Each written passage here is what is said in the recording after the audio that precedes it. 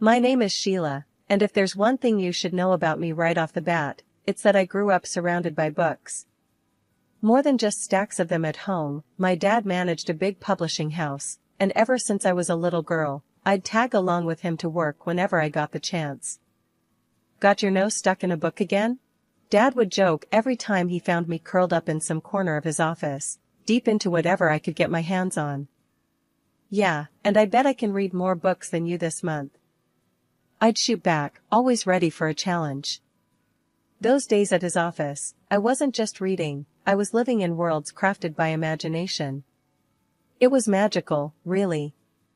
When I wasn't reading, I was watching Dad in meetings, seeing how he dealt with writers, illustrators, and all the big shots who thought they knew better. He handled it all with a kind of cool that made everyone respect him, but never made him unapproachable. I took the love for books straight into adulthood, became a teacher, shaping young minds to hopefully find the same joy in reading that I did. And every last Friday of the month, I kept up the ritual of visiting Dad at work. It was one of those Fridays when life decided to throw me a curveball. Dad introduced me to Ben, a lanky guy with an awkward smile and an armful of manuscripts. He was there to pitch his latest book, hoping Dad would bite. Ben, this is my daughter, Sheila. Sheila, Ben's a budding writer, got some interesting ideas, Dad said, clapping him on the back. Ben extended a shaky hand, which I took, smiling. Nice to meet you, Sheila. Your dad tells me you're the real critic around here. Hope you won't be too harsh on me. I laughed. I'll try to go easy on you. What's your book about? We hit it off from there. Turned out, Ben was funny, a bit rough around the edges, but he had an honest charm about him. His stories weren't bad either, just a little unpolished. Dad saw potential in him, and after a year of him courting me with quaint coffee shop dates and midnight walks, talking about everything from Play-Doh to the best pie in town, we decided to get married. The wedding was a simple affair, just close family and friends. Dad was beaming all day, and when it came time for speeches, he stood up, glass in hand, a twinkle in his eye that I knew meant he was going to embarrass me. Sheila, ever since you were a little girl, you've always surprised me. Smart, beautiful, and stubborn as a mule. And now, you've gone and married this young man who seems to love you more than his manuscripts. Everyone chuckled as Ben blushed, looking at me like I was his anchor.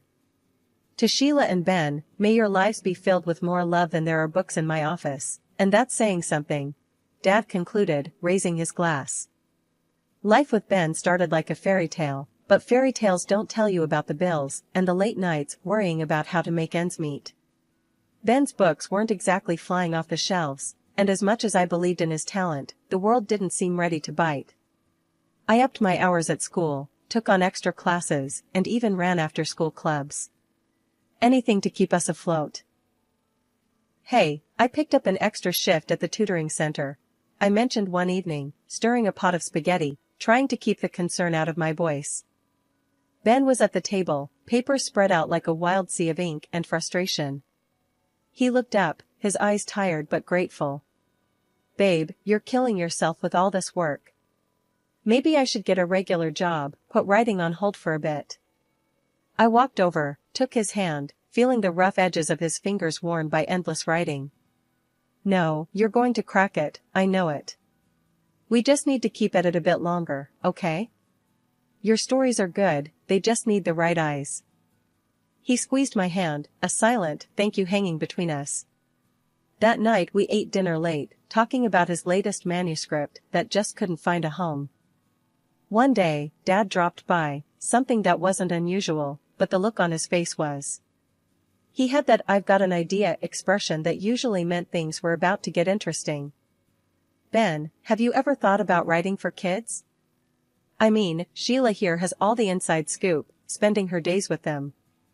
Might be something to think about, Dad suggested, casually flipping through one of Ben's rejected manuscripts. Ben looked over at me, eyebrows raised. Kids, huh? What do you think? Could I do it? I nodded, excitement bubbling up. Absolutely, you could. I can tell you what they like, what stories stick. We could try it together? So, we did. Nights became our brainstorming sessions. I'd come home with tales from school, what the kids laughed at, what games they played, and Ben would weave them into stories. It felt right, working together, creating worlds for children who were so much like my students. The days rolled into months, and our first children's book took shape, a story about a mischievous raccoon with a heart of gold. Dad was instrumental, giving us tips on how to market it, how to pitch it to his contacts.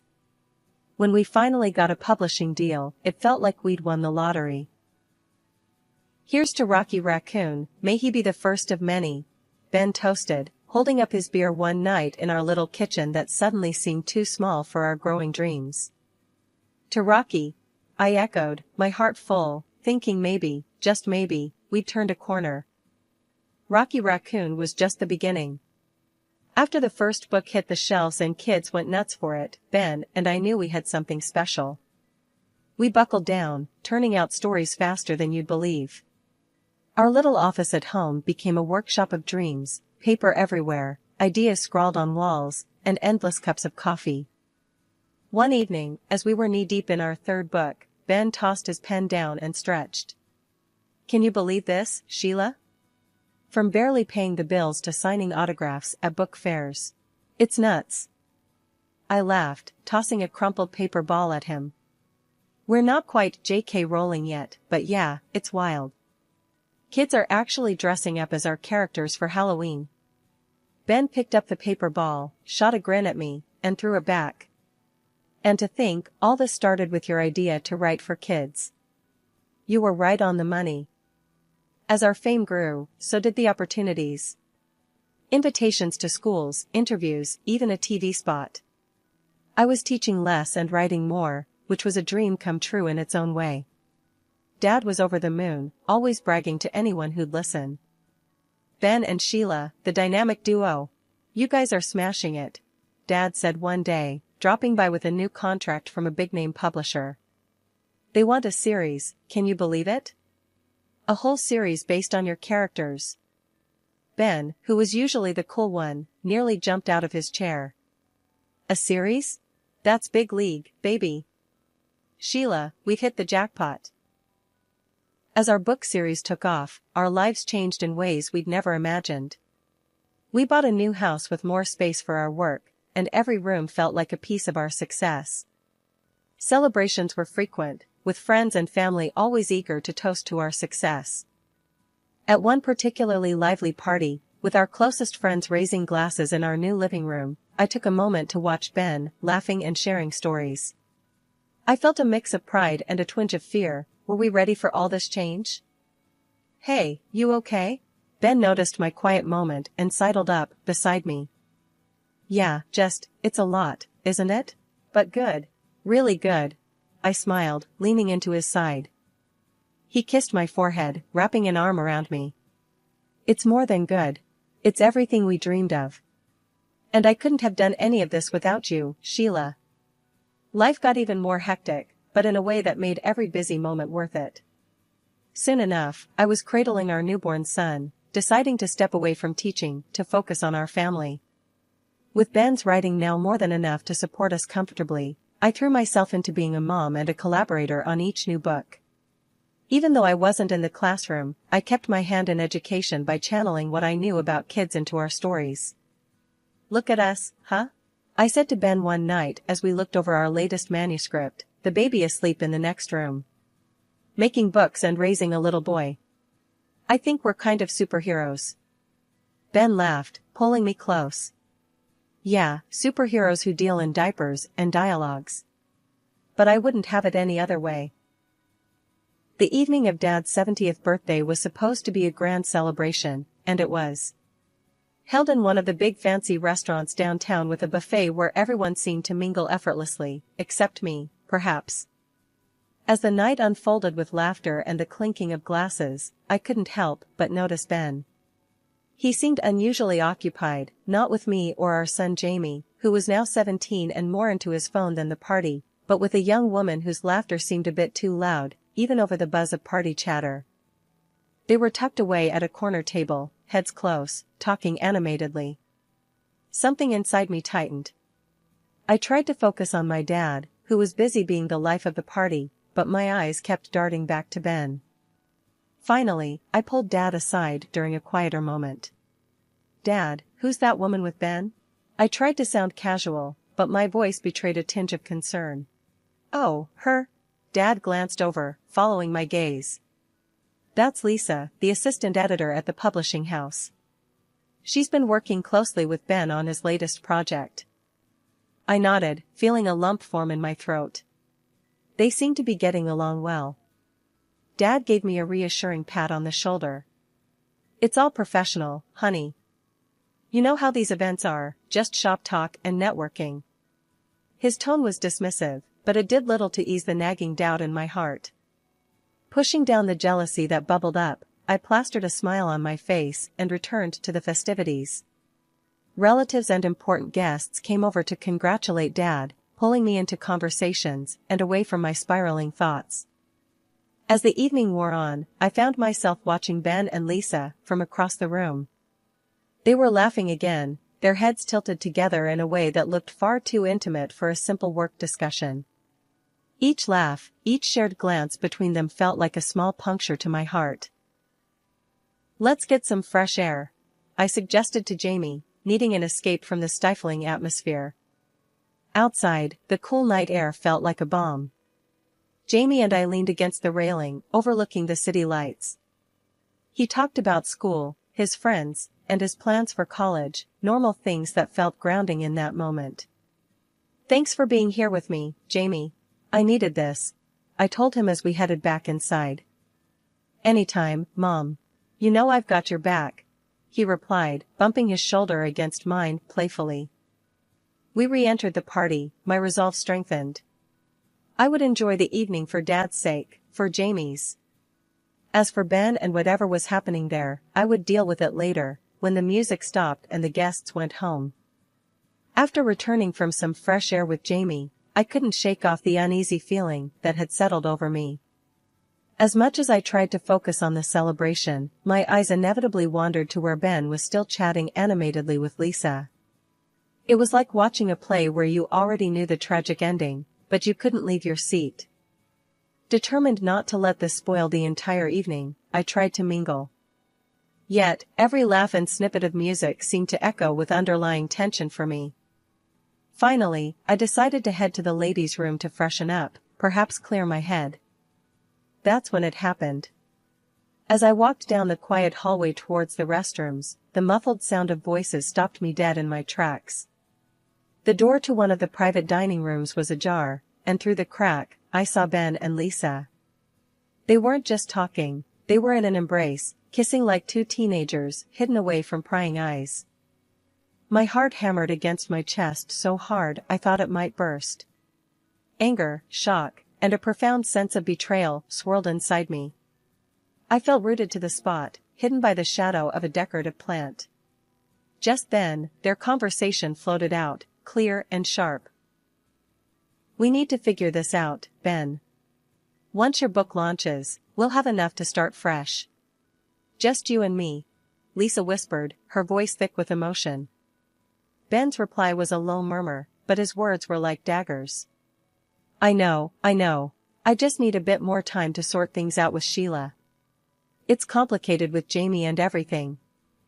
The cold reality of their plans hit me hard. I was supposed to be his partner, his wife, yet here he was, planning a future with someone else as if our years together meant nothing. Feeling like I might get sick, I pushed off the wall and stumbled into the restroom.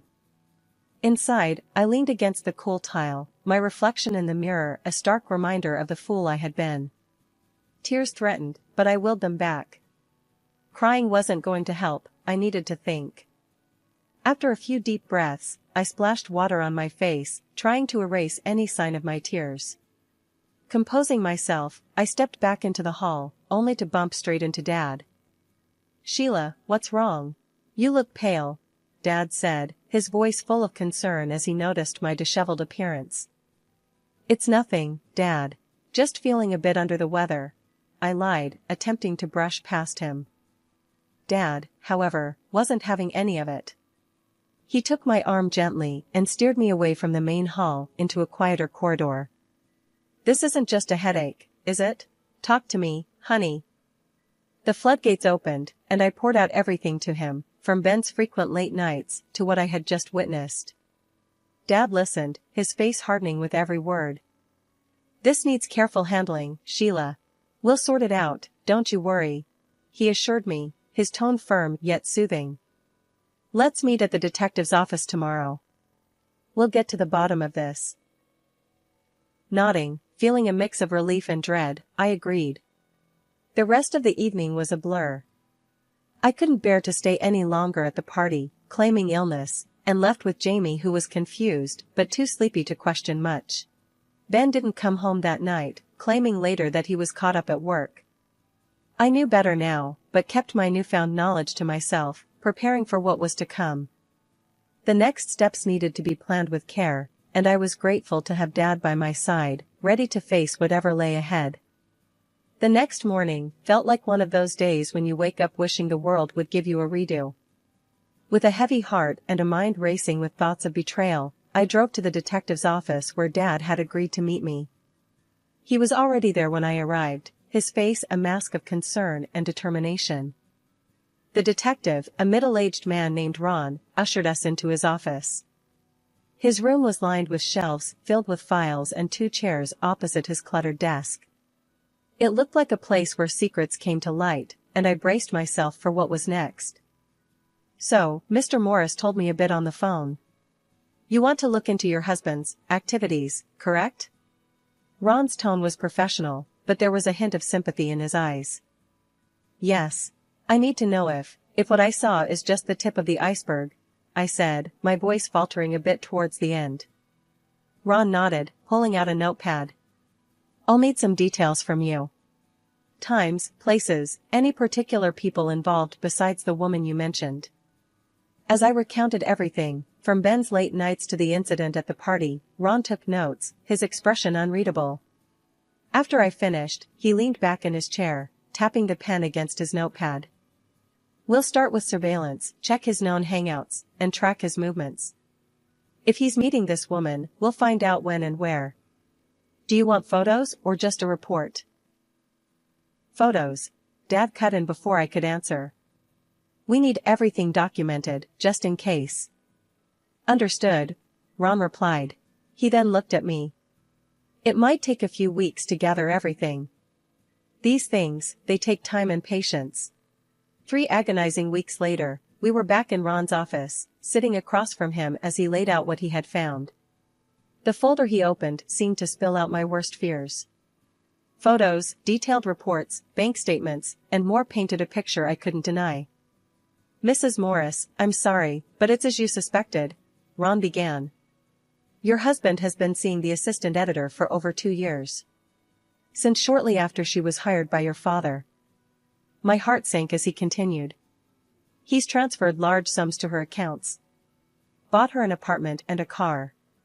They spend most of their free time together. And from what I've gathered, they've discussed marriage, planning it for after your son turns 18, to avoid any complications with alimony." Dad's face was stone. He reached over and squeezed my hand, his grip tight with shared outrage. This is unbelievable. After everything I've done for him, this is how he repays our family?" Dad's voice was low, each word heavy with betrayal.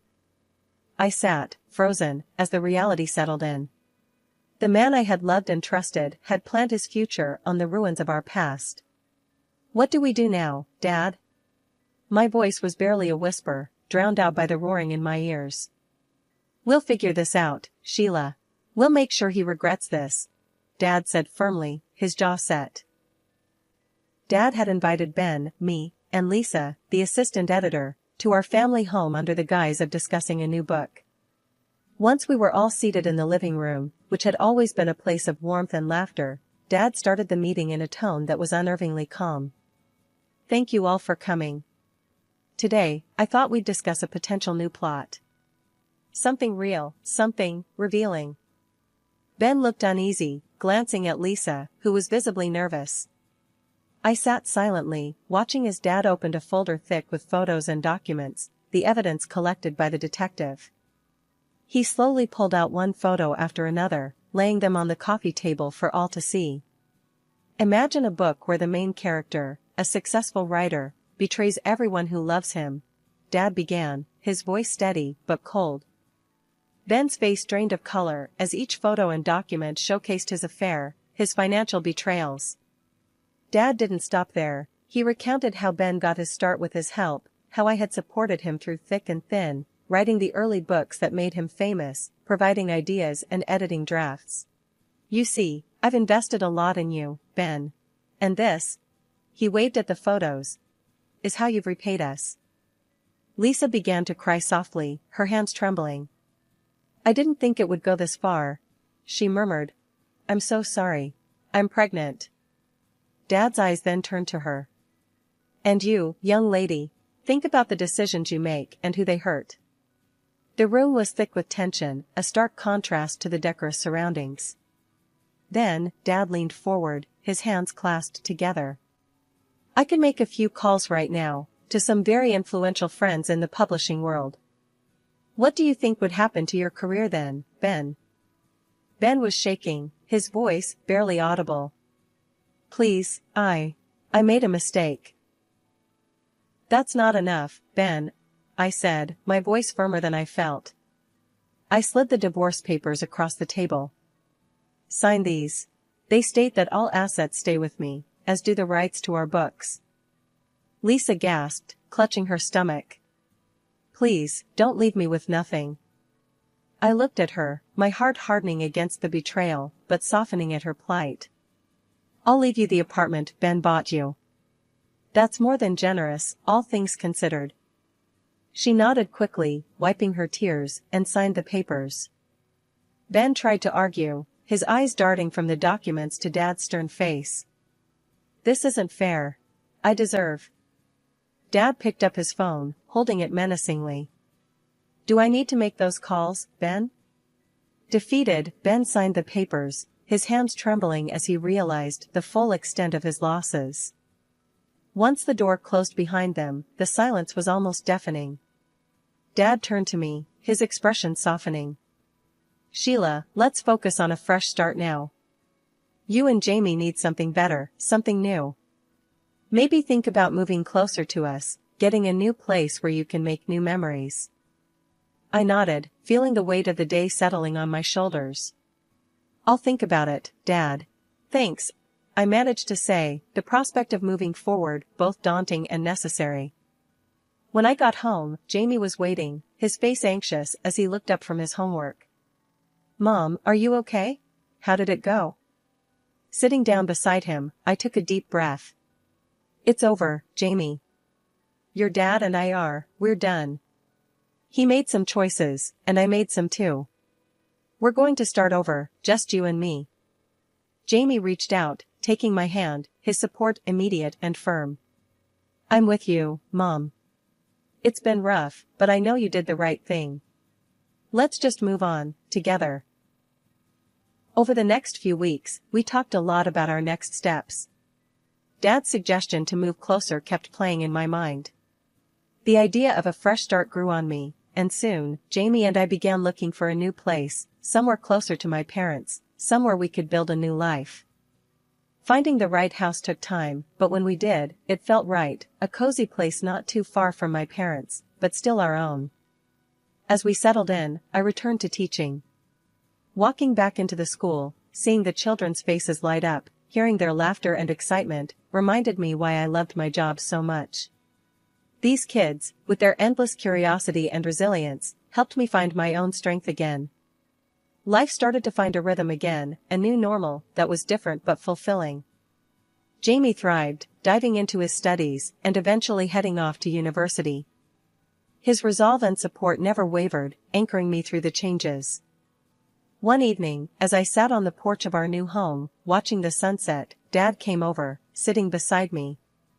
You've done well, Sheila. I'm proud of you. Thanks, Dad. It hasn't been easy, but it feels right. Starting over, being here, close to you and Mom, it's given us both a chance to heal and grow. He nodded, looking out over the yard. Life throws some tough lessons our way, but how we come out of them, that's what defines us. As we sat there, the tranquility of the evening wrapping around us, I felt a peace I hadn't known in a long time. Yes, the road had been unimaginably hard, but here we were, stronger and together. The love of my family and the joy of my work with the children filled my days. I had found my way back to happiness, back to a life where I could thrive.